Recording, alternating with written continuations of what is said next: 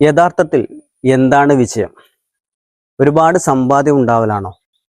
നല്ല സന്തോഷദായകപരമായ ഒരു കുടുംബാന്തരീക്ഷം ഉണ്ടാവലാണോ? സമൂഹത്തിൽ നമുക്ക് ഉന്നത സ്ഥാനം ഉണ്ടാവലാണോ? അല്ലെങ്കിൽ മറ്റു മേഖലയിൽ എന്തെങ്കിലും ബിസിനസ്സിൽ വലിയ വിജയം ഉണ്ടാവലാണോ? നല്ല സാമ്പത്തിക ഭദ്രത ഉണ്ടാവലാണോ? നല്ല ആരോഗ്യം ഉണ്ടാവലാണോ? ഏതാണ് യഥാർത്ഥത്തിൽ എന്താണ് വിജയം? യഥാർത്ഥത്തിൽ വിജയം എന്നുള്ളത് ഇന്നലകളിൽ നിന്നുള്ള ഒരു മോചനമാണ് വിജയം എന്നുള്ളത്. അതായത് നമ്മൾ വിജയം എന്നുള്ളത് അതിനൊരു കൃത്യമായ ഒരു അതിർവരമ്പ് നിശ്ചയിക്കാൻ നമുക്ക് സാധിക്കുകയില്ല.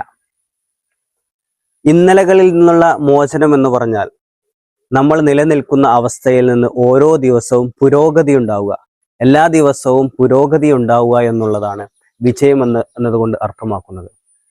പ്രവാചകൻ സല്ലല്ലാഹു അലൈഹി വസല്ലം തങ്ങളുടെ ഹദീസ് ഉണ്ടല്ലോ, മനിസ്തവായ ഉമാഹു ഫഹുവ മഅ്മൂൻ. ഒരാളുടെ 2 ദിവസങ്ങൾ തുല്യമാണെങ്കിൽ അവൻ പരാജിതനാണ് എന്നുള്ളത്. അതായത് ഇന്നലകളിൽ നിന്ന് അതേ അവസ്ഥയിൽ തന്നെ ഇന്നുമെങ്കിൽ നമ്മൾ പരാജിതരാണ്, നമ്മൾ വിജയി എന്ന് പറയാൻ പറ്റൂല. എന്നാലോ യഥാർത്ഥ വിജയം എന്നുള്ളത് ഇന്നലകളിൽ നിന്ന് വ്യത്യസ്തപ്പെട്ട് ഇന്ന് എന്തെങ്കിലുമൊക്കെ ഒരു പുരോഗതി ഉണ്ടെങ്കിൽ അത് വിജയം എന്ന് പറയാൻ പറ്റും. അപ്പോൾ വിജയം എന്നുള്ളത് വലിയ സാമ്പത്തികാവസ്ഥ ഉണ്ടാവുകയല്ല, നല്ല ആരോഗ്യം ഉണ്ടാവുകയല്ല, നല്ല സോഷ്യൽ സ്റ്റാറ്റസ് ഉണ്ടാവുകയില്ല.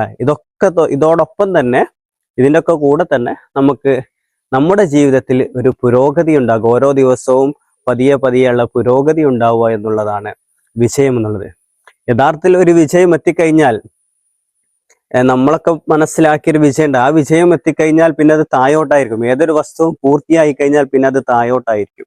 അതുകൊണ്ട് വിജയം എന്നുള്ളതിന് ഒരു അതിർവരമ്പില്ല എന്ന് മനസ്സിലാക്കി നമ്മൾ ഓരോ ദിവസവും പുതിയ കാര്യങ്ങൾ മനസ്സിലാക്കിയും അറിഞ്ഞും ചെയ്തും നമ്മുടെ ജീവിതത്തിൽ, ജോലിയിൽ, എല്ലാ കാര്യങ്ങളിലും ഒരു അപ്ഡേഷൻ വരുത്തുമ്പോഴാണ് നമ്മൾ യഥാർത്ഥ വിജയി എന്ന് നമ്മളെക്കുറിച്ച് പറയാൻ സാധിക്കുകയുള്ളൂ.